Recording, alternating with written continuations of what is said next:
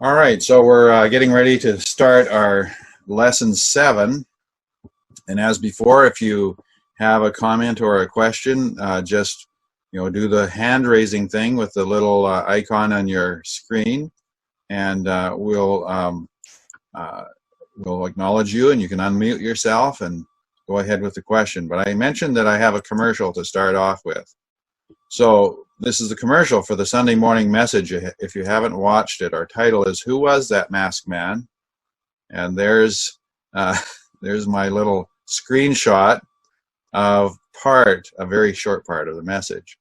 That gets us going in the introduction. So I'm quite proud of my graphic editing abilities, such as they are. So there you go. We'll move on to our lesson. All right, now to review, I'm just keeping us up with the outline of what we've been discussing about prophecy, about prophets, and so forth. And we got all the way last week. I think we talked about, we got to the covenants and the dispensations. And over the last 2 weeks, we've surveyed the last, or the 8 covenants between God and men. So that was in over the last 2 lessons. I had a feeling it would last a little bit longer, and I actually thought last week I would finish the last 4, and still have time for some material. But as it turns out, I didn't. So I put all of the material that I had on the sheet for lesson 6, which we didn't cover any of it, and I put that on our sheet for this lesson. So this lesson is what was left of lesson 6 and whatever is new for this lesson. And we're going to start, here we go, with, this is still a bit of review. So the dispensationalists usually list 8 covenants, and so I've got this in the right order now this time. So the Edenic, the Adamic, the Noahic, and the Abrahamic. And then we went over to the Mosaic, Palestinian or Deuteronomic, Davidic, and New. I don't know why maybe you should say Newic. These scholarly terms, I don't know. I kind of find them amusing at times. But anyway, we've gone through all that. We're not going to go through that again. Today, our content is going to cover these things. So we're in the outline in point 8. We've already looked at the first 2. Okay, and something's going wrong here. I gotta admit, a couple of people, and it's not working. All righty, hopefully that's going to work. All right, now today we're going to add. We have an excursus on the dispensations, and then I'm going to add the dispensationalists add 7 parallel dispensations.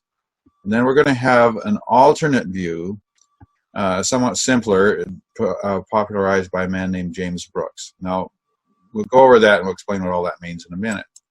But to start with, we're just going to be talking about the dispensation, the excursus on dispensations. We're going to attempt to define what we mean by dispensations. So, first of all, dispensations have to do with administration. It's not different ways of salvation, but different ways of governing men who are more or less in a relationship with God. Now, one of the criticisms of dispensationalism has been that dispensationalists teach that you're saved in different ways in different ages, and they would accuse us of teaching salvation by works in the Old Testament when we're talking about the Mosaic law and so forth. But that's not the case. Salvation is always by grace. But the dispensations describe different ways that God has related to man, has administered his relationship with man at different stages in history. So those are the things that's a key thing to keep in mind in understanding dispensations. Now the key verse is a key verse is Ephesians 1:10. It says, with a view to an administration suitable to the fullness of times, that is, the summing up of all things in Christ, things in the heavens and things on the earth, in him. Now that's what's in the verse. Now the translators think that the in him goes with the next verse. That's why the period is there. I'm just giving you the whole verse. The King James Version has the word dispensation for that word administration. I think that the word dispensation occurs a few times, maybe 2 or 3 times in the King James Version. But it's translating a Greek word, and I've given you the Greek and then a transliteration, oikonomia. Oikonomia. And that's actually the root of the English word economy. And the oikonomia is the law of the house, or the administration of the house. So if you are, if you think about your own household, you have a way of doing things. You have a budget, you have income, you have expenses, you have tasks. Certain people are responsible for certain tasks. Hopefully the children are doing a lot. But whatever, but that's your economy. That's your administration. In a sense, we could say that's your dispensation, the dispensation of your house. Well, if we expand that idea to a much bigger group, we can talk about the dispensation or economy of a nation. So we've got Israel in the Old Testament since the time of Abraham, or at least the time of Moses.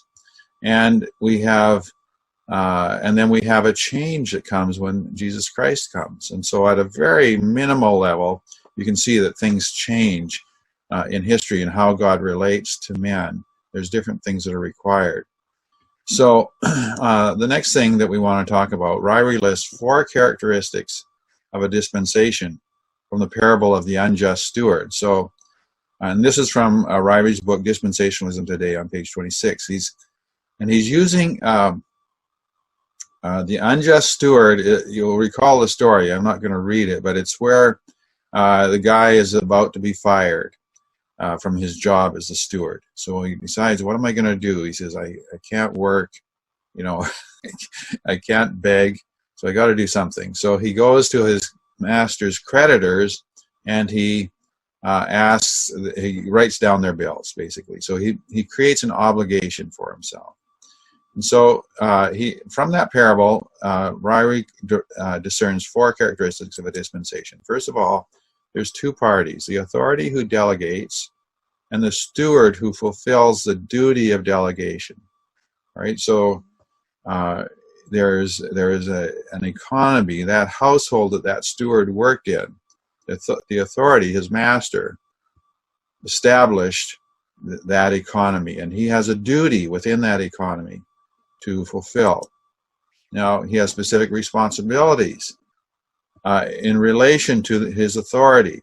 That's characteristic. So there's 2 parties, specific responsibilities, and then accountability at any time. So the authority can call for an accounting of his steward. He can call for the steward to, measure up, and that is a feature of a dispensation.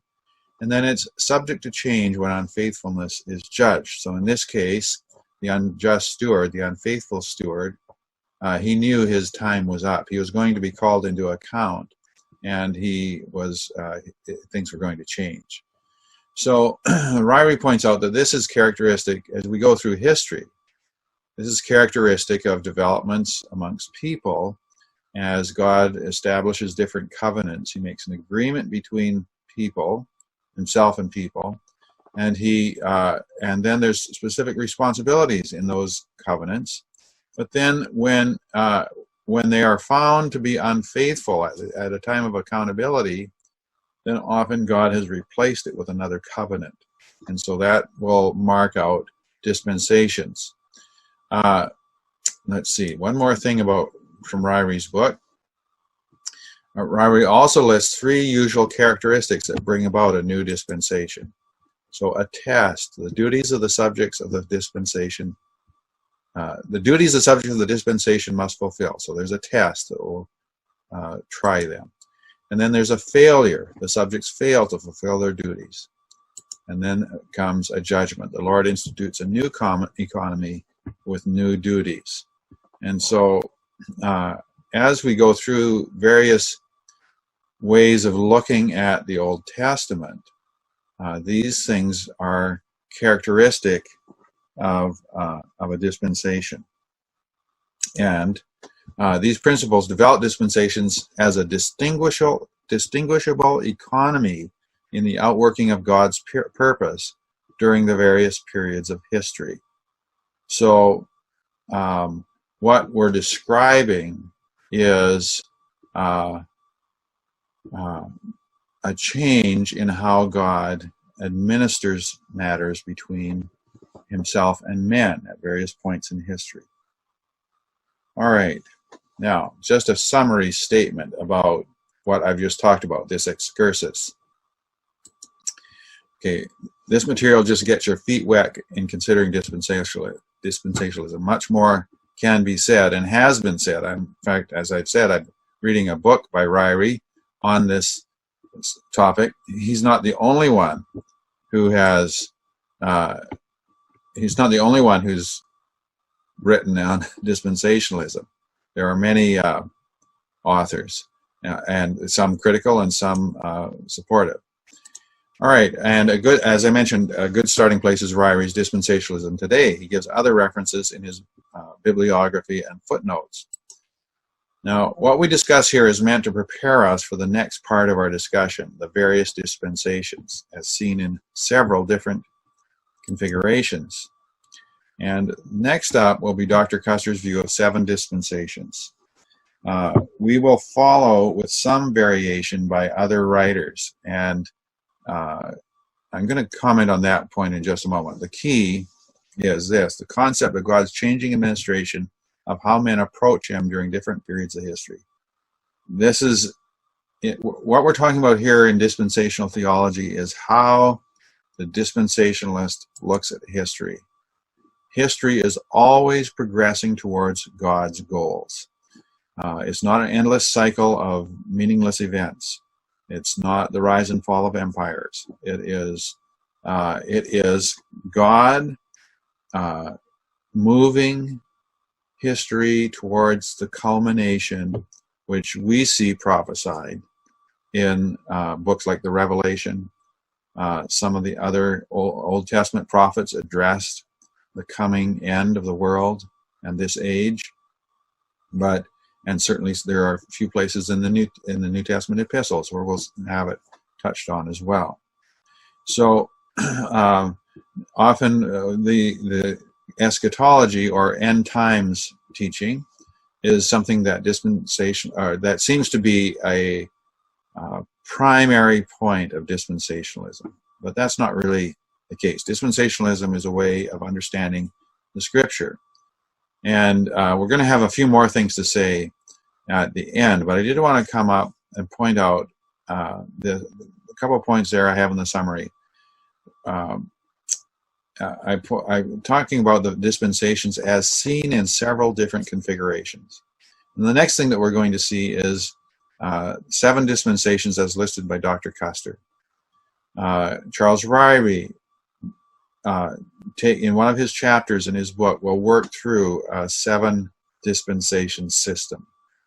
Now, there's various ways of looking at this. The dispensationalists themselves do not entirely agree on when the changes are made, how many dispensations there are, and so on and so forth. I'm not one who rigidly holds to 7 dispensations. I can see that God has changed things through history. I am quite comfortable with holding at a minimum 2 dispensations, the Old Testament and the New Testament. That's sort of your minimum view of dispensation.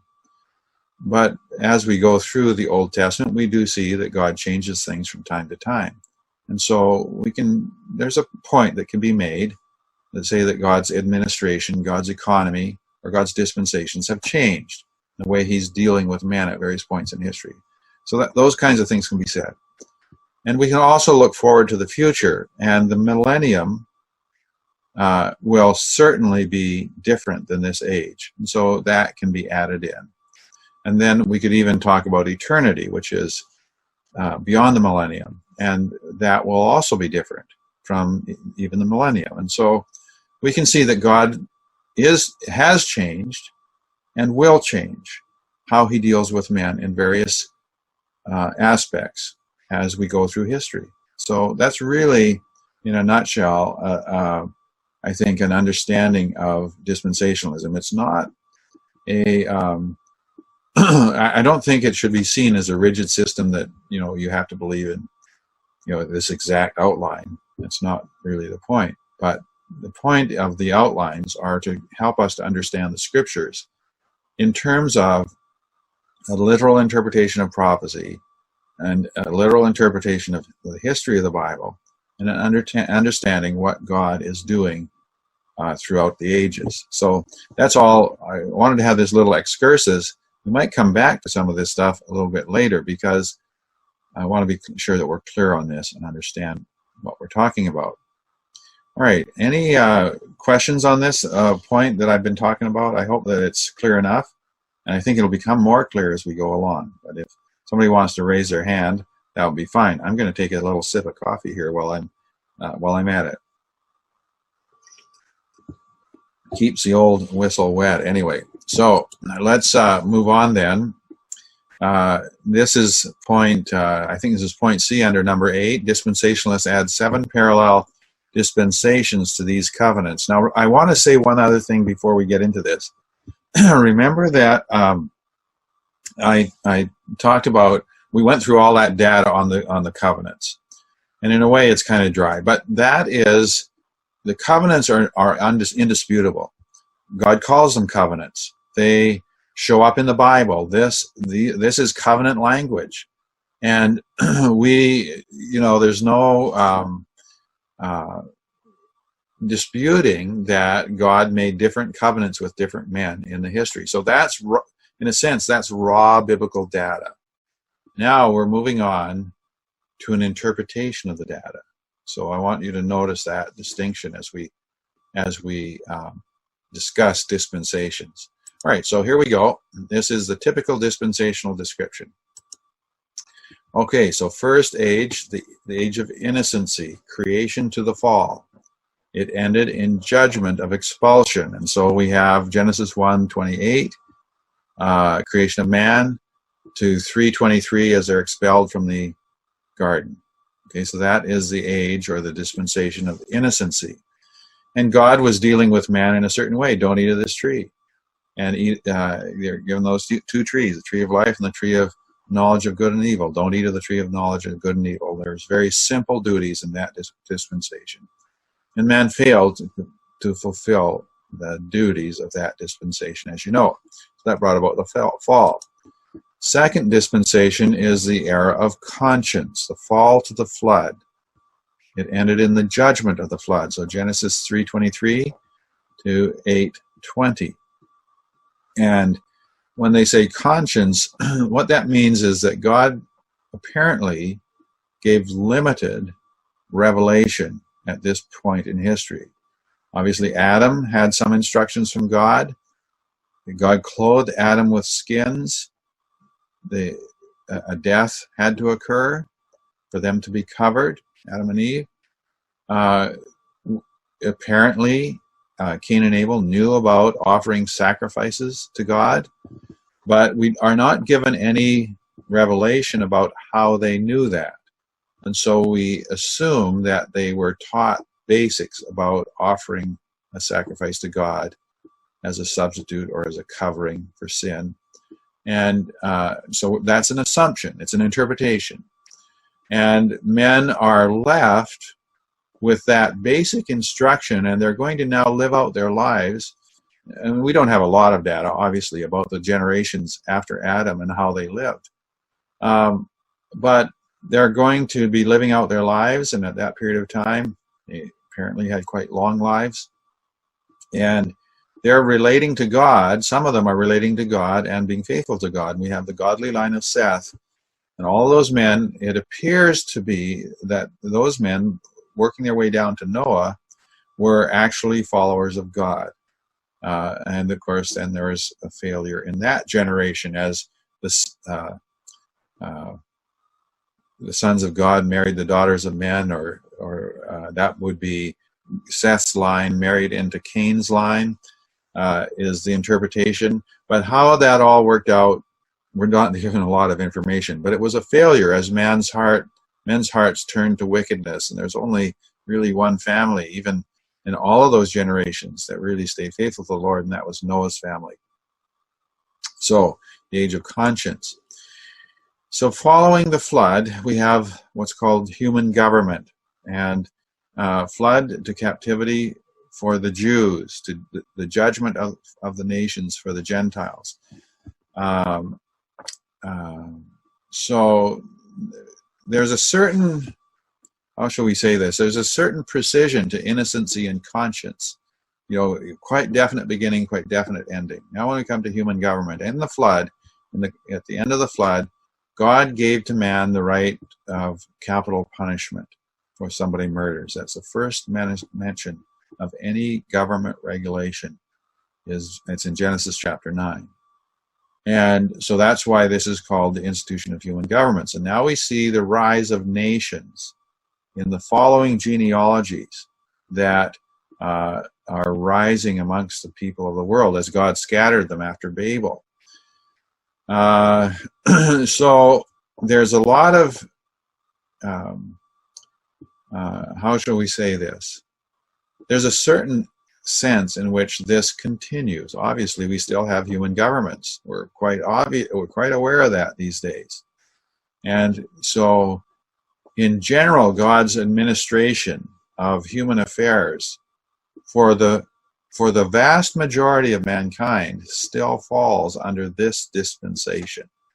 God appointed the powers that be. Romans 13 teaches that God put the governor in place. He bears not the sword in vain. God has organized human life under this dispensation. But now we're going to start to see a layering of dispensations, because then comes the dispensation of promise, Abraham to the law. So God makes a promise to Abraham as an individual, and he is called out from his nation.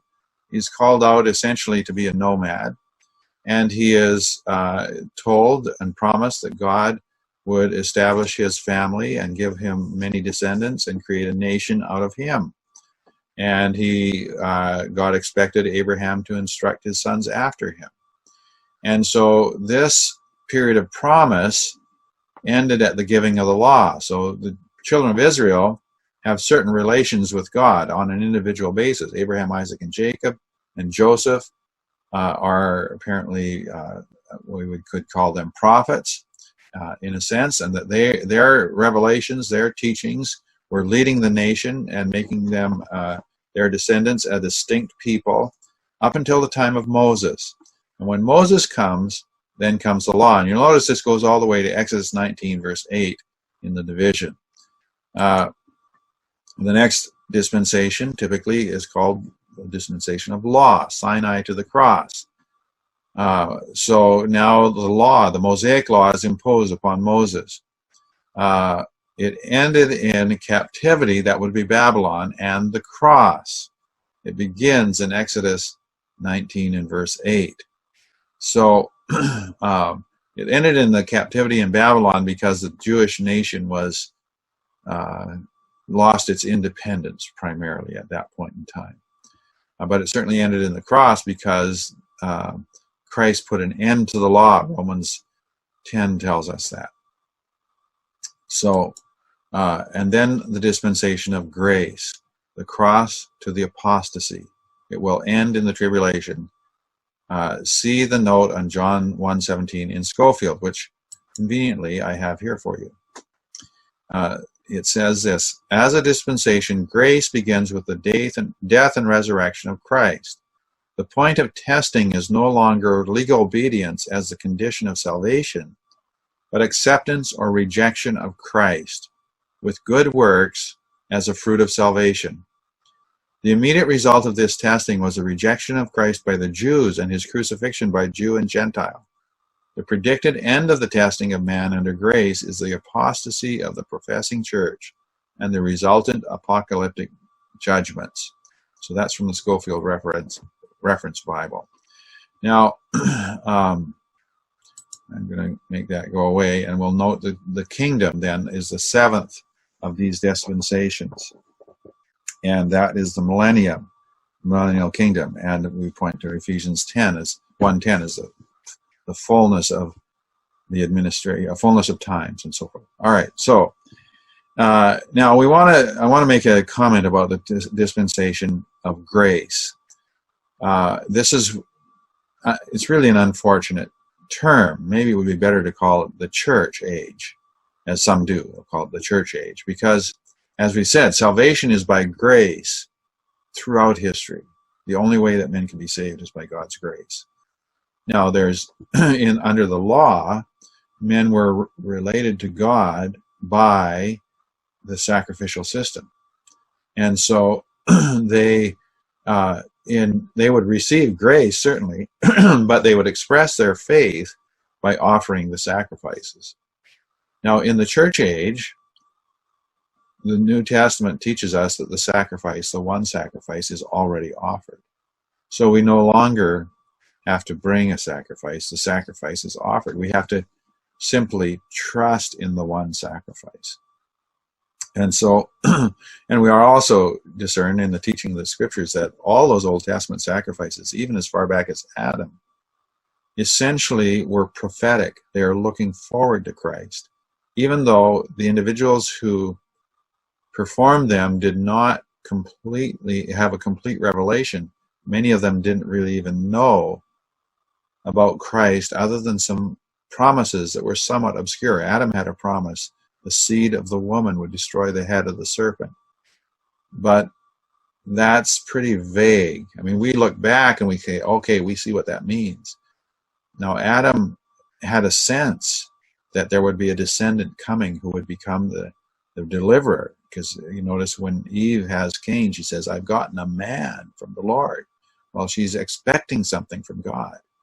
Obviously, Cain wasn't it, but we go through history, they're looking forward to Christ, and now we're looking backward to Christ. And salvation is by grace through God's intervention. It's not through any work of man that anybody is saved at any point in history. All right, let's see. What else do I want to say here? Terminology. I guess that says what I just said. The terminology for some of these is most unfortunate. Grace and promises characterize every dispensation. Conscience and human government overlap most of the others, and so on.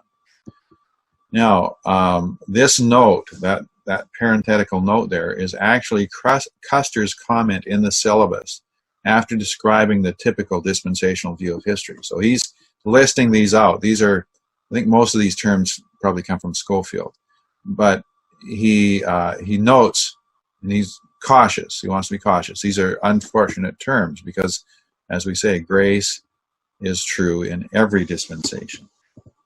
All right.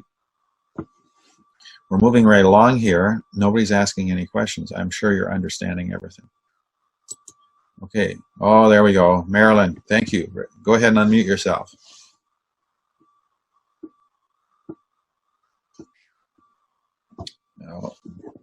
Okay, Marilyn. We got two of you. Somebody unmute yourself and go ahead. Can I go? Yeah, go ahead. Sorry, Lala, man. Tongue in cheek, is there a COVID-19 dispensation? Well, possibly. All right. Who's next? I've got two more hands have been raised. It was Rob. All right, go ahead, Rob. Dispensation of grace. It's mentioned, it might just be a terminology thing, but it ends in the tribulation. I guess I always thought it ends with the rapture, which is before the tribulation. Is it just semantics, or do we not know for sure? Well, it's probably semantics, and like I say, these dispensational labels, they're an interpretation, so it's not. The Bible doesn't. We don't have anywhere that says, okay, so this is a new dispensation. so we're making interpretation based on developments of history. Now, some people will say, yes, the church age, well, certainly we could say it this way: the church age ends with the rapture. Okay, but in the tribulation, people there will be tribulation saints. Some people count the tribulation as a separate dispensation. So that makes it 8. You see, so the ones who don't want to make it 8, they want a perfect number of 7. They want to include the tribulation in that. So that's basically how it goes. Go ahead, Rob.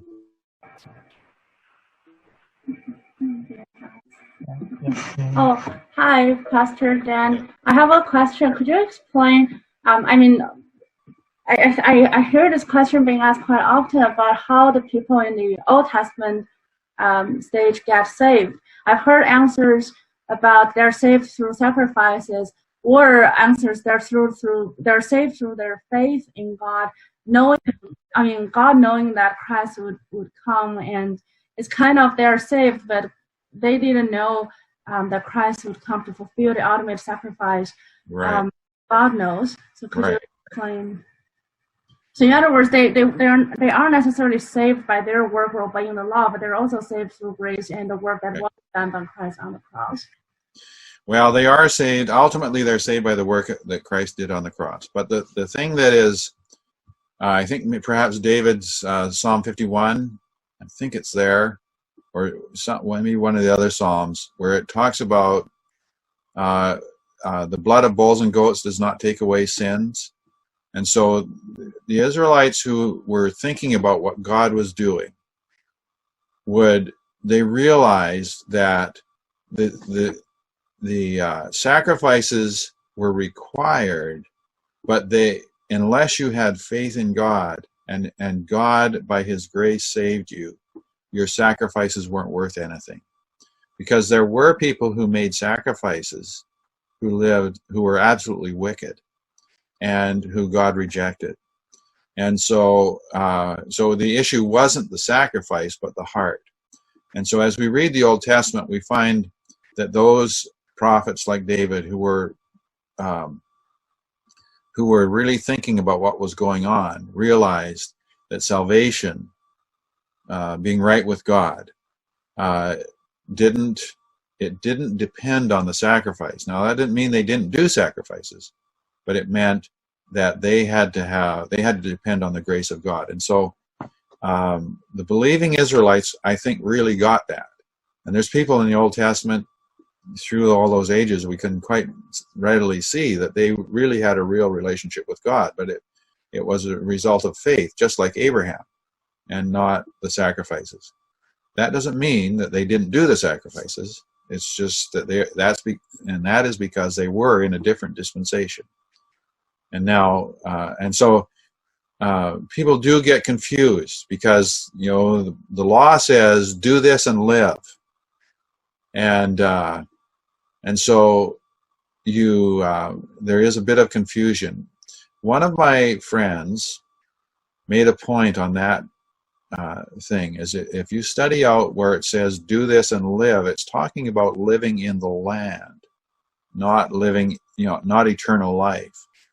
And so the Old Testament law was, the conditions were, you're going to stay in the land as long as you do this. You will live in the land.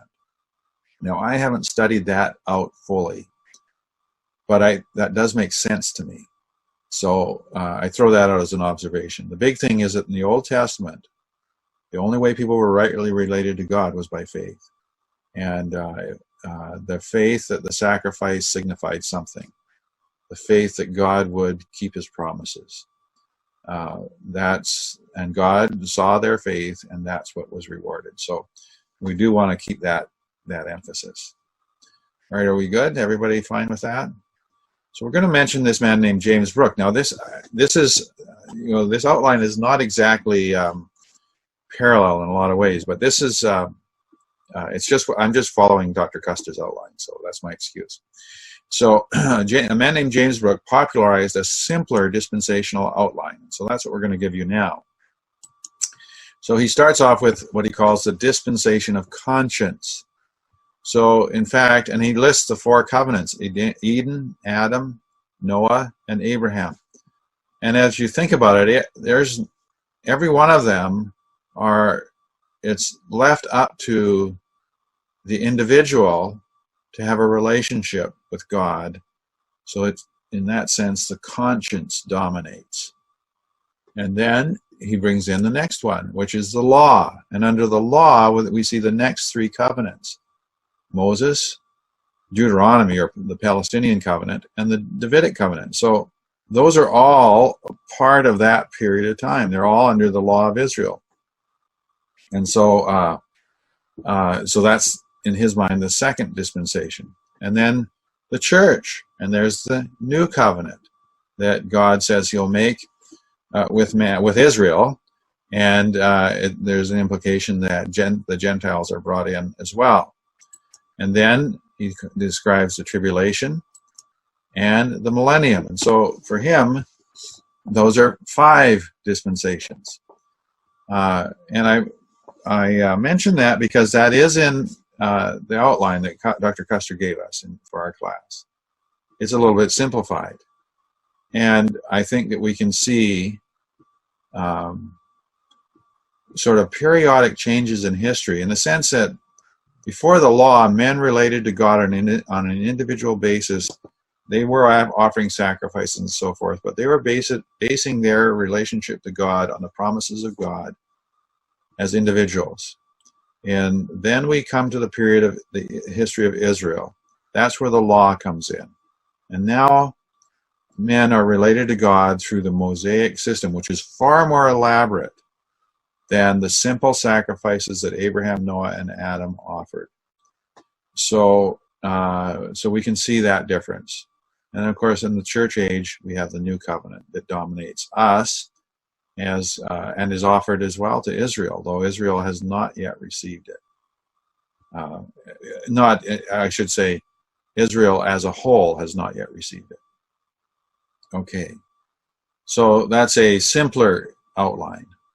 Now, I'm going to go ahead and go to my conclusion, because I think that this will help tie these things together for you a little bit. So first of all, a dispensation is a distinguishable economy in the outworking of God's purpose. So we're looking at those histories, and you've got those charts, as you printed it out before you. You've got those charts of the dispensations, and each one of them, when you describe them, there's a way that God is working his purposes in the world that is slightly different from the preceding dispensation and the following dispensation. And so we can see those distinctions. And I think that's a good way of describing what a dispensation is. And then this point: dispensations are discerned as God's interaction with man changes through history, largely based on instituting new covenants. So this is the point that I was making earlier. The covenants, that's biblical data. I mean, we have the word covenant in almost every one of them. The point is, notice the big word, discerned. So this is where dispensations are interpretations. And as you can see, we have the 7 dispensations that really, I guess, come from Schofield. And then we have Brookes's viewpoint, which gives you a list of 5. So it's an interpretation. And dispensationalists generally are going to, there's certain things they're going to agree on. And eventually on this lesson, one of the things Ryrie says in his notes, there's 3 key things that distinguish what a dispensationalist is. And did I talk about those already? I don't think I did give you those, but there's 3 key things that describe what a dispensationalist is: a literal interpretation of Scripture, a distinction between Israel and the church, and something else. I can't remember number 3. but that is what makes a dispensationalist, not whether you have 7 or 5 or 8 or 15. Now, if you're getting to 15 dispensations, you might be a hyper-dispensationalist. There are some people like that. We're not going to get into that right now today, but That is the point. Is it's an interpretation. It's discerning. So dispensationalism is an interpretation of the biblical data with a view to understanding what God is doing in history. So that's what our biblical theology is trying to teach us. But since it is an interpretation, it is subject to variations in expression, different ways of describing the dispensations. For example, Schofield versus Brookes, and modification as understanding grows clearer. So that's what we want to make clear here. This is the point about it is as an interpretation. And the other thing we want to note is that these views are also subject to error in a way that describing the covenants simply is not. So when we look at those covenants, God made a covenant with Abraham. God made a covenant with Moses. That was there's no debate about that. Covenant is what it is. And so the dispensation is, dispensations are an interpretation of what all those covenants and all the biblical data means. All right, so how are we doing? Wow, I'm right on time. Okay, normally we have a 45-minute lesson, so I'm right on time. Isn't that awesome? Does anybody have any further questions as we come to the end of this? Go ahead, Marilyn. I'm just wondering, these conclude that what we've just seen here on the screen, the people who don't believe in dispensationalism, how would they object to these conclusions that you've got here? Well, they object because they want to ultimately they want to identify Israel and the church. And they want the promises of the Old Testament to apply to the church. I'm not quite sure why they do that. I don't know their motivation, but that's where, like Ryrie says, the key point that makes you a dispensationalist is you make a distinction between Israel and the church. And if that's true, then you are a dispensationalist of some kind.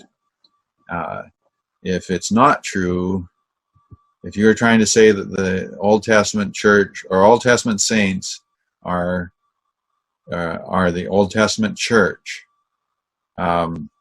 I have a Thompson Chain Reference Bible. It's a very good reference Bible. There's a lot of helpful tools in it.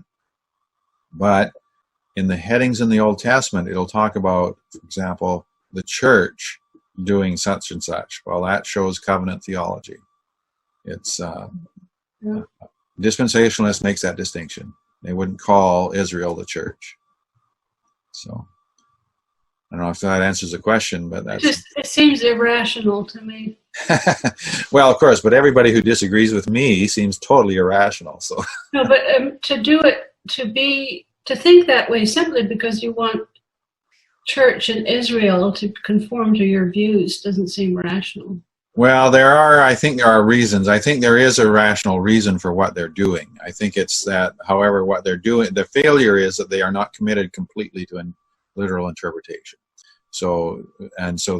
Because obviously there is a tie between the Old and the New Testaments, but they're motivated by finding that, trying to overemphasize the tie and minimize the differences. So, for whatever reasons, I haven't read enough of their theology to really comment on why they think the way they do. All right.